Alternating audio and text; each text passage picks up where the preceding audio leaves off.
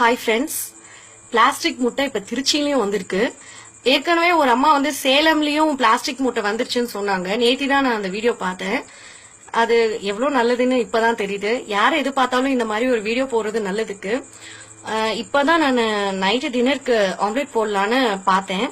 அந்த அம்மா உள்ள இந்த மாதிரி ஒரு லேயர் வரும், அது பிளாஸ்டிக் மாதிரியே இருக்கு, இங்க பாருங்க அப்படிலாம் சொன்னாங்க. அது நான் ஆக்சுவலி இனிமே ஆம்லெட் போடும் போதெல்லாம் அதை பார்த்து போடணும்னு சொல்லிட்டு உடைச்சேன். இது மாதிரி ஒரு லேயரே வருது. இப்படி இதுக்குள்ள இருந்து இந்த லேயர் வந்தது. இது ஏற்கனவே வந்தது.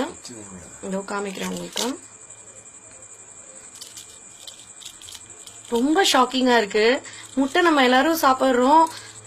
நம்ம ஊர்ல இதெல்லாம் வராது. நாமக்கல் கிட்ட இருக்கும், திருச்சி சேலம்லாம் முட்டை வராதுன்னா இப்ப நான் உரிக்கிறேன். தெரியுதா உங்களுக்கு?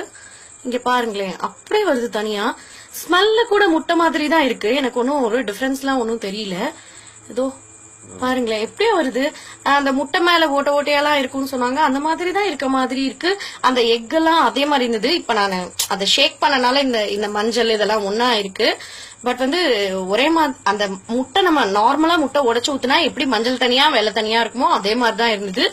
இப்ப லேயர் உரிச்சு இப்படி வந்திருக்கு. ரொம்பவே நடுக்கமா இருக்கு. இதெல்லாம் பார்க்கும்போது என்ன சொல்றதுன்னே தெரியல.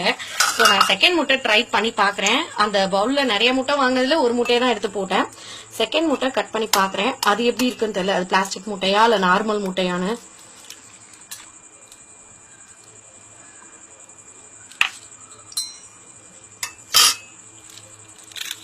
இதுவும் அப்படிதான் இருக்கு. இதுவும் பிளாஸ்டிக் முட்டை தான் போல இருக்கு. இங்க பாருங்களேன், அப்படியே லேயர் வருது. என்ன சொல்றதுன்னே வார்த்தையே இல்ல. சத்தியமா பயமா இருக்கு. ஒண்ணுமே சாப்பிட முடியாது போல இருக்கு. Okay, thanks.